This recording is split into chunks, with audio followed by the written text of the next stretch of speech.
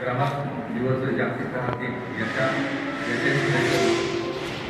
आजच्या जागतिक ग्राहक दिनाच्या निमित्तानं मंचावर उपस्थित असलेले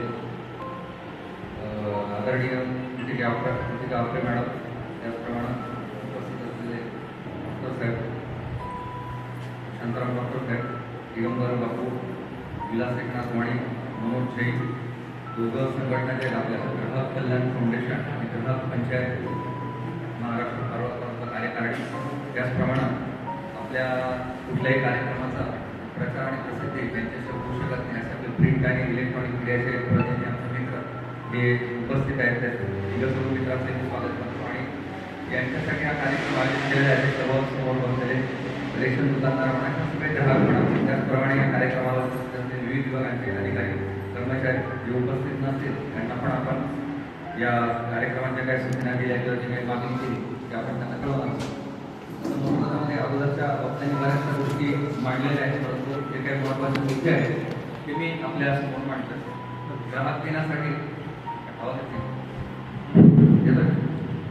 दिनासाठी आपण सगळेजण ग्राहक म्हणून काय करायला पाहिजे, कायद्याचं नॉलेज आपल्याला नाही असं म्हणून आपल्याला चालत नाही. जेव्हा एखादा कायदा प्रसिद्ध झाला तेव्हापासून असं समजलं जातं की प्रोएक्टिव्ह डिस्क्लोजर म्हणतात त्याला, की जेव्हा एखादा कायदा पब्लिश झाला तेव्हा सगळ्यांना माहीत झाला असं गृहीत धरलं जातं. नाही तर मग मला कायदा माहीत नव्हतं वगैरे असं झालं तेव्हा आपल्याला कुठल्या प्रकारचा क्लेम करता येते, म्हणून सगळ्यांनी कायद्याचं नॉलेज घ्यायला पाहिजे असं अगोदरच्या वक्त्यांनी सांगितलं, ते अगदी बरोबर आहे.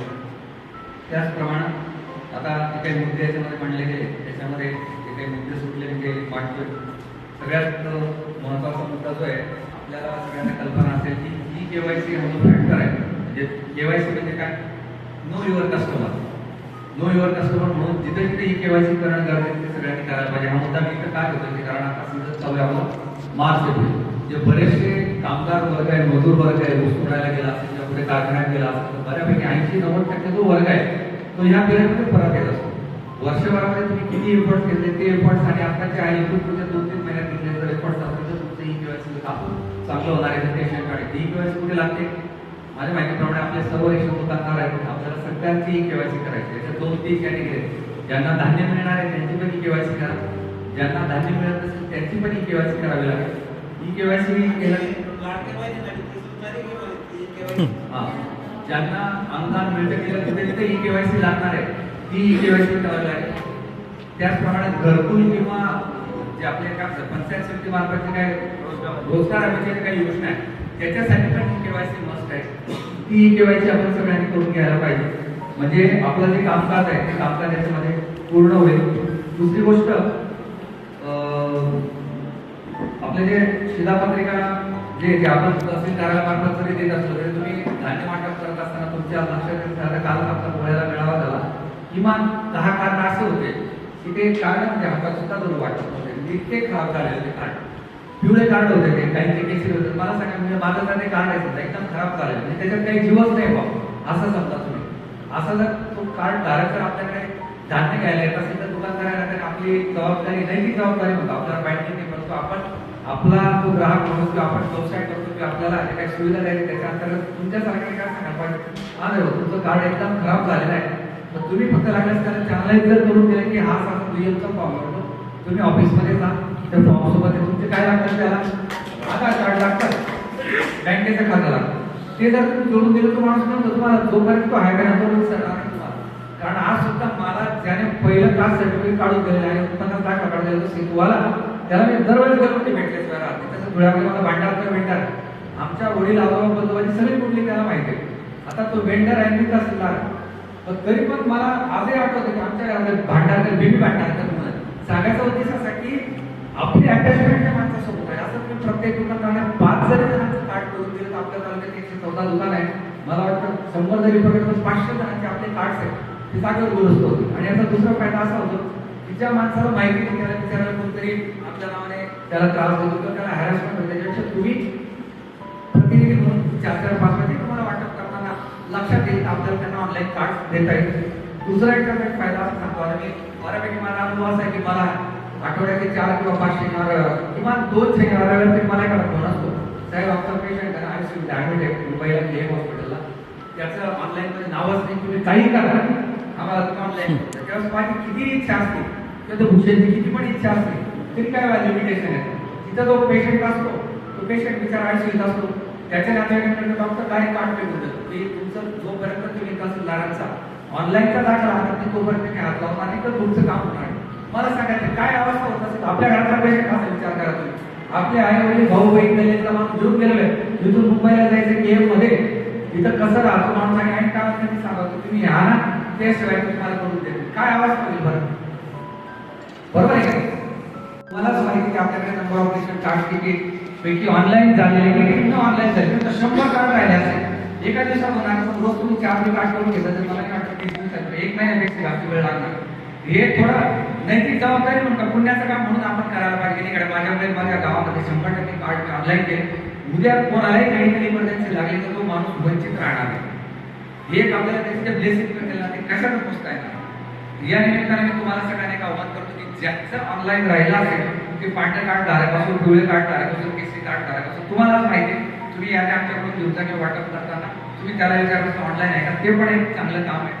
दुसरी एक गोष्ट बऱ्याच जणांना माहिती नाही की याच्या अगोदर जो लाभ मिळायचा डॉक्टर साहेब तो फक्त 1 लाख रुपयांपर्यंतच मेडिकल लाभ मिळत होता. परंतु शासनानं त्याच्यात सुधारणा अशी केली की त्याचं उत्पन्न 5 लाखापर्यंत 5 लाख सांगतोय 5 लाखापर्यंत त्यांचं उत्पन्न आहे, त्यांचं पांढऱ्या शिधापत्रिका आहे, त्यांना सुद्धा शासनाने विविध प्रकारच्या आजारांसाठी सुविधा दिली. तर ते सुद्धा लाभार्थी येण्यासाठी कारण ज्यावेळी पांढरा कार्ड धारक आपल्याकडे माल घ्यायला धान्य वगैरे घ्यायला येत नाही, परंतु त्यांची पण ही व्यवस्था आपण जर केली त्याच्यात एकाही माणसाचं जर ऑपरेशन झाला तरी सक्सेस आहे असं मी म्हणतो. आपण पुण्य करण्यासाठी भरपूर किंवा वेगवेगळ्या भरपूर आपण एफर्ट्स देतो. हे जरी झालं समजा काय युवर कड्याचे दुकानदार आहे समजा त्यांनी काय पांढऱ्या कार्ड धारकाचं तर करून दिलं योगाने त्याच माणसाला तर हॉस्पिटलाइज करावं लागलं त्याला जर 4-5 लाख रुपयाचं जर अर्थसहाय्य मिळालं तर तेवढी मोठी ब्लेसिंग देईल त्याला. मानधन पण मानधनाचं नाव नाही साहेब, तो आत्मिक समाधान आहे की माझ्या याच्यामुळे माणूस ऑनलाईन झाला, ऑनलाईन झाल्यामुळे याला 5 लाख रुपयाचं बेनिफिट मिळाला. हे म्हणजे प्रत्येक गोष्ट मी सांगतो ना हे शास्त्रीय काम किंवा कायदेशीर किंवा मला एवढा पगार मिळतो मोबदला मिळतो म्हणून असं नका आउट ऑफ बॉक्स जर आपण केलं तर ते तुम्हाला पण एक आत्मिक समाधान राहील आणि त्या लाभार्थ्याला पण एक चांगलं वाटेल. तर आपण पांढरे कार्ड धारक राहिले प्रवाहामध्ये बऱ्याचशा लोकांना माहिती नाही तर ते पण आपण एक करावं. शिधापत्रिका वाटप म्हणा किंवा रेशन दुकानदार ह्या एजन्सी मार्फत ते करावं असं आपल्याला सगळ्यांना विनंती करतो. त्याचप्रमाणे एक महत्त्वाचा विषय जन्म मृत्यू नोंद. माझ्याकडे टपालामध्ये येणार एक 40,000 टपाल असेल मॅडम त्याच्या माननीय तहसीलदार महोदय पारडा तसेच व्यासपीठावर उपस्थित सर्व शासकीय अधिकारी, ग्राहक संघटनेचे सर्व पदाधिकारी, माननीय श्री ॲडव्होकेट कृतिका जगदीश आपे मॅडम, माननीय श्री बापू पंजू महाजन, माननीय श्री मनोज जैनजी, माननीय श्री दिगंबर राणा पाटील, माननीय श्री विलास एकनाथ पाटील आणि ग्राहक संघटने इतर सर्व पदाधिकारी आणि उपस्थित सर्व ग्राहक श्रोते. दरवर्षीप्रमाणे आज सुद्धा जागतिक ग्राहक दिनाचा कार्यक्रम तहसील कार्यालय पारोडा येथे आपण साजरा करीत आहोत. 15 मार्च 1962 रोजी अमेरिकेचे तत्कालीन राष्ट्राध्यक्ष जॉन एफ केनेडी यांनी ग्राहकांच्या हक्काबाबत पुढाकार घेतला होता. ग्राहकांच्या हक्काबाबत सर्वप्रथम भाष्य त्यांनी केले होते. त्या धर्तीवर आज आपण येथे त्यांच्या अधिकाराबाबत त्यांच्या हक्काबाबत चर्चा करण्यासाठी जाणीव जागृतीसाठी जमा झालेलो आहोत. भारतामध्ये सुद्धा ग्राहक संरक्षण कायदा अस्तित्वात आहे. 24 डिसेंबर 1986 रोजी आपल्या येथे राष्ट्रीय ग्राहक दिनाचा कायदा अस्तित्वात आलेला आहे. आपल्या येथे एक राष्ट्रीय ग्राहक दिन आणि जागतिक ग्राहक दिन असे 2 ग्राहक दिन आपण साजरे करतो. त्यामागचा महत्त्वाचा उद्देश असा असतो की ग्राहकांमध्ये जनजागृती व्हावी, त्यांना आपल्या हक्काची जाणीव व्हावी, त्यांची कोणाकुठली फसवणूक होऊ नये. परंतु असे असताना सुद्धा बरेच ग्राहक फसवणूक त्यांची फसवणूक होते. त्यामागचे कारण असे की त्यांच्यामध्ये कायद्याबद्दल जाणीव नसते, जागृती नसते किंवा आपली फसवणूक झालेली आहे त्याच्यानंतर काय करायचं याबद्दल त्यांना पुरेशी माहिती नसते. त्याच्यामुळे त्याची फसवणूक होते. तहसील कार्यालय हे महत्त्वाचं एक केंद्र आहे तालुक्याचं. या ठिकाणी बऱ्याच नागरिकांना नागरिक हे एक प्रकारचे तहसील कार्यालयाचे ग्राहकच आहे. त्यांना आपण वीज सातबारे, प्रमाणपत्रे, जन्माचे दाखले, राशन कार्ड इत्यादी आपण तहसील कार्यालयातून देतो. ग्राहकांना त्यांच्या ज्या तक्रारी आहेत त्याच्यासाठी प्लॅटफॉर्म मिळावा यासाठी अशा प्रकारचे आपण कार्यक्रम आयोजित करतो, जनजागृतीचे कार्यक्रम घेतो. ग्राहकांनी आपल्या हक्काबद्दल जर जाणीव ठेवली तर त्यांच्या तक्रारीचे त्वरित निराकरण करता येणं शक्य होईल. ग्राहकांना त्यांच्या तक्रारीबाबत 4 प्रकारचे शस्त्र मिळालेले आहेत. एक म्हणजे माहितीचा अधिकार आहे, त्यांना सुरक्षिततेचा अधिकार आहे, तक्रार निवारण्याचा अधिकार आहे आणि तक्रार करण्याचा सुद्धा अधिकार आहे त्यांना. या 4ही शस्त्राचा त्यांनी व्यवस्थित उपयोग केला तर त्यांच्या ज्या तक्रारी आहेत त्यांचं व्यवस्थित निराकरण होईल, त्यांच्यावर अन्याय होणार नाही. आता हे सध्या स्पर्धेचं युग आहे. यामध्ये बऱ्याचशा ज्या खरेदी करतो आपण त्या ऑनलाईन प्लॅटफॉर्मवर करतो, ॲमेझॉन, फ्लिपकार्ट किंवा दुसरे काही आपण ऑनलाईन शॉपिंग करतो. त्यावेळेस आपण थोड्या गोष्टी जाणीव घ्यायला पाहिजे की एखाद्या प्लॅटफॉर्मवरून खरेदी करत असताना त्या वस्तूची त्यांचे जे टर्म अँड कंडिशन असतात ते आपण व्यवस्थित वाचून घ्यायला पाहिजे, जेणेकरून आपली फसवणूक होणार नाही. आणि प्रत्येक वस्तूची आपण एक्सपायरी डेट चेक करायला पाहिजे, त्याचं बिल व्यवस्थित ठेवायला पाहिजे. या साध्या साध्या बेसिक गोष्टी जर आपण शिकलो किंवा याची जर आपण व्यवस्थित दैनंदिन जीवनामध्ये पाठपुरावा केला तर आपली फसवणूक होणार नाही. सोने खरेदी करत असेल तर आपण फॉर्मर चेक करायला पाहिजे. कृषी उत्पादन खरेदी असेल ॲग्रीस्टॅक ॲग्री मार्क म्हणून एक त्यावर साईन येते ते आपण चेक करायला पाहिजे. आणि इतर ज्या वस्तू आहेत त्या ISO स्टँडर्डच्या आहेत की नाही, त्यावर ISO मार्क आहे की नाही हे आपण चेक करायला पाहिजे. तर साध्या साध्या गोष्टी जर आपण याचा दैनंदिन जीवनामध्ये याचा वापर केला तर आपल्यावर कुठलाही अन्याय होणार नाही. आणि जर अन्याय झालाच तर आपण त्यासाठी दाद देण्यासाठी ज्या यंत्रणा आहे, ग्राहक संघटना आहे, तालुका स्तरावर संघ आपल्या हे तक्रार निवारण मंच आहे, जिल्हा स्तरावर आहे, त्या माध्यमातून आपण त्यांच्या तक्रारीचे निवारण करू शकतो. इतके बोलून मी तुम्हाला एकच सांगतो, जागरूक ग्राहक जागरूक राहते. इतके बोलून मी माझे 2 शब्द संपवतो. जय हिंद. पुरवठा अधिकारी शिवकुमार निरुपरे साहेब आणि आमच्या ग्राहक कल्याण फाउंडेशनचे सर्व सदस्य तसेच ग्राहक पंचायत महाराष्ट्रचे सर्व पदाधिकारी व सदस्य आणि उपस्थित सर्व मान्यवर, आज हा जो आपला कार्यक्रम नियोजित होता तो 15 तारखेला नियोजित होता, पण काल रविवार आल्यामुळे हा कार्यक्रम आज ठेवण्यात आलेला आहे. तर प्रथमतः मी जागतिक ग्राहक दिनाच्या सर्वांना शुभेच्छा देते. मनुष्य हा जन्मापासून ते मृत्यू झाल्यावर सुद्धा ग्राहक असतो. तर मृत्यू झाल्यावर ग्राहक म्हणजे जन्म दाखले झाले, म्हणजे बाकी इतर जे सोपस्कार असतात त्याच्यासाठी सुद्धा काही वस्तू लागतात, त्यासाठी सुद्धा आपण ग्राहक म्हणून संबोधले जातो. ग्राहक हा कधीही जागरूक असला पाहिजे. त्याला आता आपल्याला माहितीच आहे, आपल्याला कायद्याचं नॉलेज नाही असं आपण म्हणूच नाही शकत. म्हणून आपल्याला कायद्याचं नॉलेज हे असतंच, ते आपण ग्राह्य धरूनच आपण या कायद्याचा आपल्याला थोडाफार तर अभ्यास असतोच.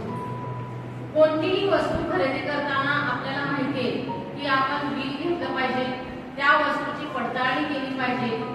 बल्ब घेतला तर ती बल्ब तो चालू आहे का नाही आपण त्यावेळेला त्या स्थितीतच आपण चेक करून पाहिलं पाहिजे. हा तर आपल्याला कुठल्या आपल्या ग्राहकच्या कोणत्या पुस्तकात हे ज्ञान दिलं जात नाही. हे ज्ञान आपल्याला सर्वतोपरी नॅचरली येत असतं की आपण कुठलीही वस्तू घेताना आपण सगळ्या गोष्टीचं जागरूक असणं गरजेचं आहे. म्हणूनच ग्राहकांनी कोणतीही वस्तू किंवा सेवा खरेदी करताना आपले हक्क जाणून घेणे, बिल घेणे तसेच फसवणुकीपासून स्वतःचे संरक्षण करण्यासाठी सतर्क राहणे हे आवश्यक आहे. आता आपण आपले जे विद्युत MSPचे साहेबांनी आपलं जे निराकरण केलं ते खरोखर योग्य रीतीने केलं, पण परंतु तरी आता ही जी आपली जी बैठक आहे ती त्या गोष्टीसाठी नव्हती. तुम्हाला जेव्हा आपल्याला त्यांच्या बरोबर आता मनोजदारांनी सांगितलं की त्यासाठी आपल्याला वेगळे कार्यशाळा घ्यावी लागणार आहे की ग्राहकांना तिथे बोलवून त्यांचं निराकरण पूर्णतः व्हायला पाहिजे, जेणेकरून ग्राहक हा काय होईल त्याचा म्हणजे समाधान होईल. या असं निराकरण आपण केलं पाहिजे. आणि म्हणून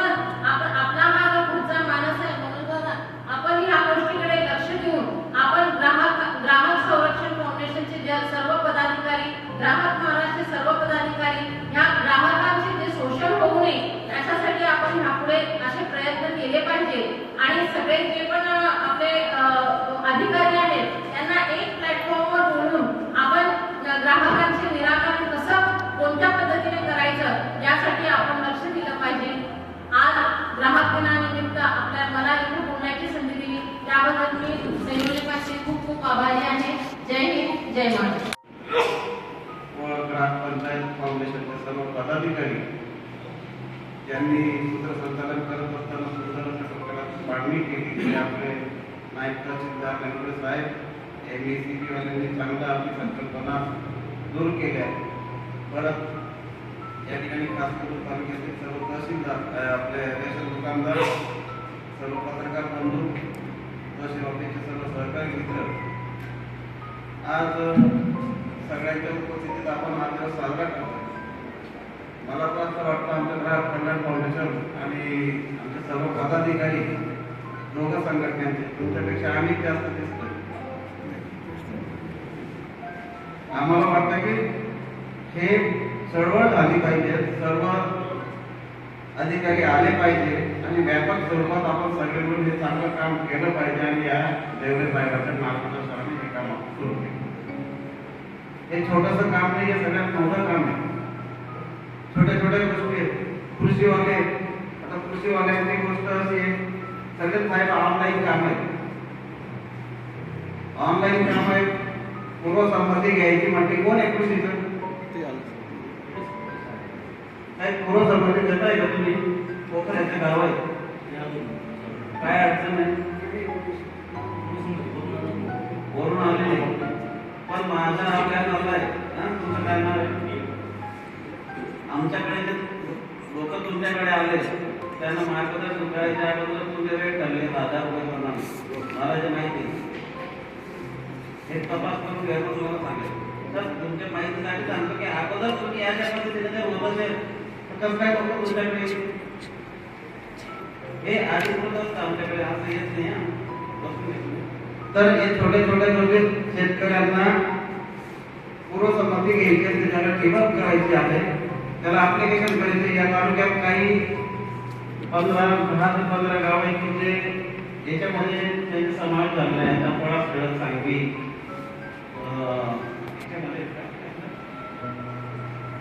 कोकणामध्ये काय त्या गावात शेतकरी गेलं त्या आठवड्यापूर्वी कोकणामध्ये शेतकऱ्यांना त्यांना पूर्वसंमतीसाठी अर्ज घ्यायचे ऑनलाईन हे सांगतात सुरू झालेली आहे. काही तालुक्यात सुरू झालेले आहे कोकणात.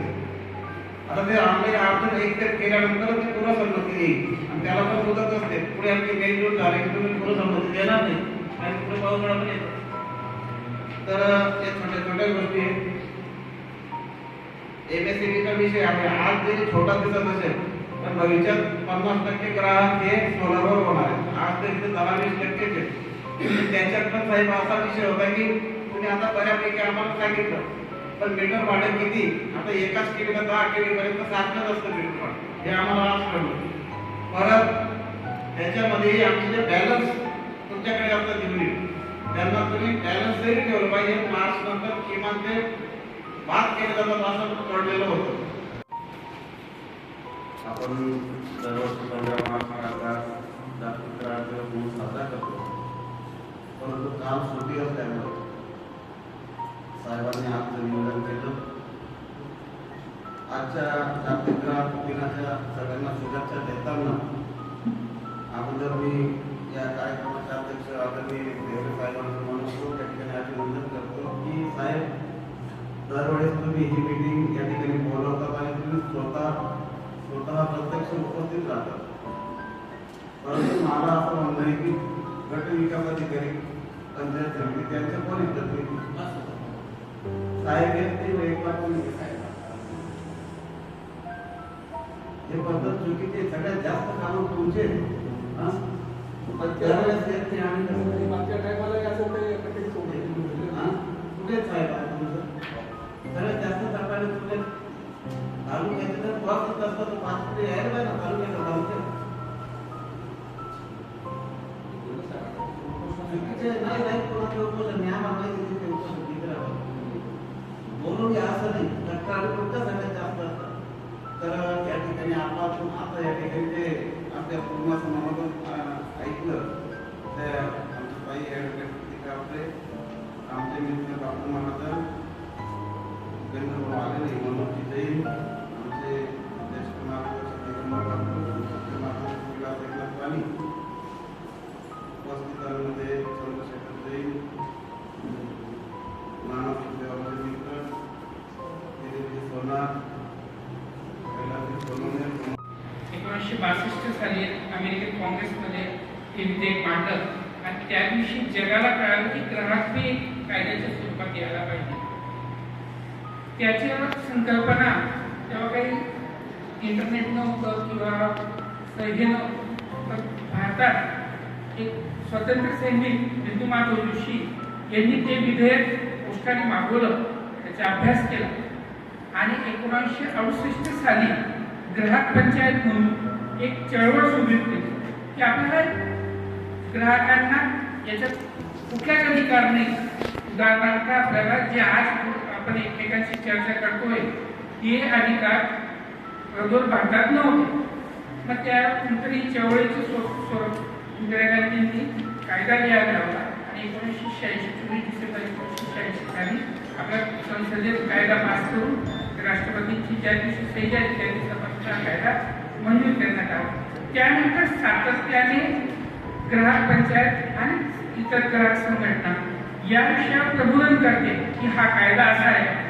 माहिती आपल्या सर्वांना आहे, मॅडमांनी सांगितलं की कायद्याचे ज्ञान सर्वांना आहे, पण आपण भारतातील व्यक्ती असा असतो की ज्या दिवशी त्याची गरज पडते ना त्या दिवशी ते कायद्याचा अभ्यास करतो, तोपर्यंत तो आपला कायदा नसतो.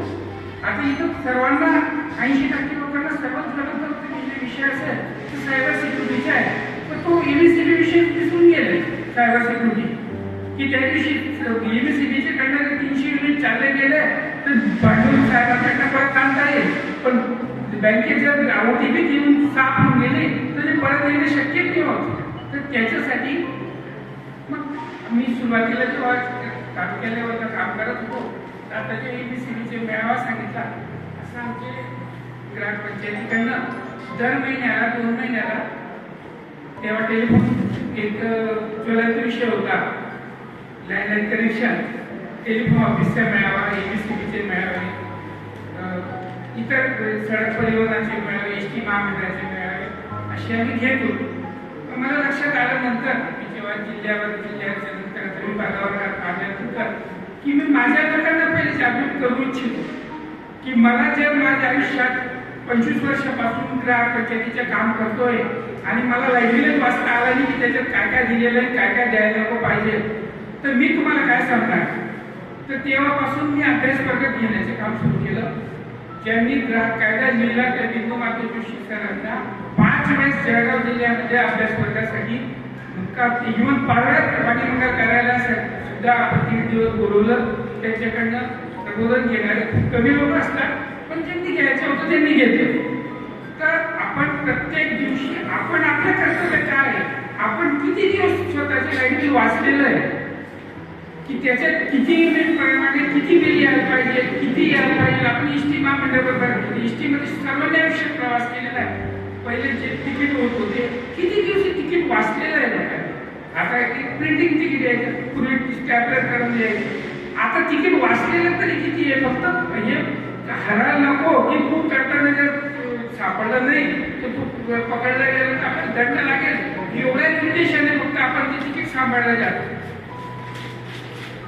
माझ्या जागृती स्वतःची आता मी ग्राहक जागृती म्हणून मी तर संबोधन करू इच्छित नाही, कारण सर्वात जास्त ग्राहकांना सेवा देणारे तुमचे रेशन प्राप्ती दुकानदार त्यांनी काय सेवा, त्यांना काय संबोधन करावं. पण आपण स्वतः जागृत राहा. जन्माने सांगितलं की जन्मापासून मृत्यूपर्यंत ग्राहक असतो. तो असा की जन्माला आलेला व्यक्ती माझ्या डॉक्टरच्या सेवा घेत असतो, त्याच्या ग्राहक झाला आणि मरताना स्मशानात लाकड घेऊन जातो, ते लाकडाचे मी तो ग्राहक असतो. त्यामुळे आपण प्रत्येक आता इथं बसलेलो ती खेळते एमएससीबीची सेवा घेतोय, पाणी पिता या पाण्याच्या बाटलीची सेवा आहे, कपडे घातलेले कपड्याची सेवा आहे, चप्पल घातली चप्पलवाल्याची सेवा घेतो. म्हणजे आपण प्रत्येक क्षणी कोणाच्या कोणा सेवा घेत राहतो आणि देतही राहतो. तर आपण स्वतः जागृत राहा. आपण सरांनी सांगितलं की आपण मेळावे घेऊ. आपण एक सायबर सिक्युरिटीमध्ये आणि एमएससीबीमध्ये लवकर मेळावा घेण्याचा प्रयत्न करतोय आणि आपण सर्वांनी प्रतिसाद द्यावा. कार्यक्रम हा 15 तारखेचा होता, पण विभाग कसे ॲडजस्टमेंट असते तसंच आपल्याला ॲडजस्टमेंट करून 15 अगदी 16 तारखेला हा दिवस साजरा करावा लागतोय. या कार्यक्रमात उपस्थित आमच्या संस्कृतिका आपले ताई वाहतूक मार्ग उपयोग नाही म्हणून आपले मनोज भाऊ आमचे ज्येष्ठ विलास एकनाथ वाणी आमचे दोस्त डॉक्टर शांताराम पाटील आमचे नानासाहेब सुखदेव पाटील दीपक पिले चंद्रशेखर जैन दिलीप सोनार आपले गुणवंतराव बोलते कैलास सोनवणे आपले शिवकुमार देवगुडे साहेब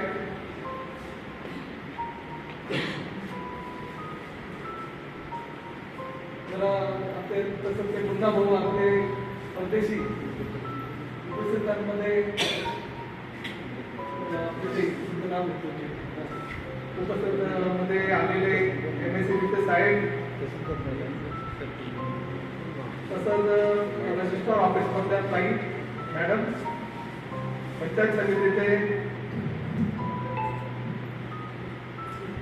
अधिकारी म्हणून मागच्या टायमाला सुद्धा त्यांनी दांडी मारली या कार्यक्रमाला आणि आता भाऊसाहेब तुमचं काय नाव तुमचं गाव आहे तुमचं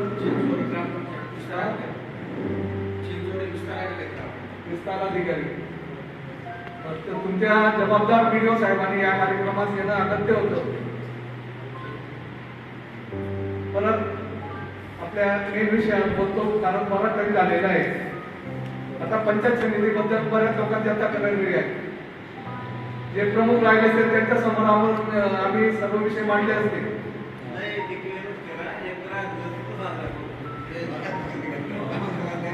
तेच करावं लागेल तेव्हा समजेल तुम्हाला लोकांच्या व्यथा काय येत आहे विषय असा रजिस्ट्रार मॅडम कडनं आलेल्या मॅडम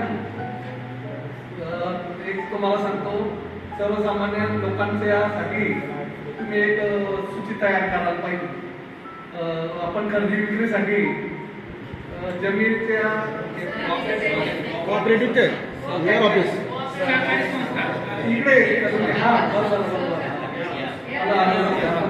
रजिस्टर ऑफिस ठीक आहे तरी खरेदी ठीक आहे तुमच्या मनात काही विक्रीबद्दल काय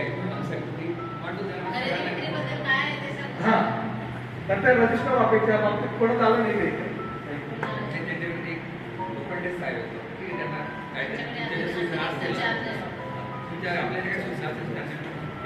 हा पण त्यांच्या बाबतीत असं आहे खरेदी विक्रीच्या व्यवहार असताना जमिनीच्या महसुलावर माझ्यामध्ये जमिनीचे काही वेगळे रेट आहेत त्या गावानुसार हा ती सूची लावण्यात यावी बुवा अशी आमची अपेक्षा आहे हा तसंच कृषी विभागाच्या संदर्भात काय शेतकरी हा म्हणजे सहन करायला प्राणी झालेला आहे असं झालेलं आहे शेतकऱ्यांच्या बाबतीत आता शासनाचे पहिले 5 वर्षाचे ठिबक सिंचनाचे जे नियम होते आता 7 वर्ष झालेले आहेत साहेब त्या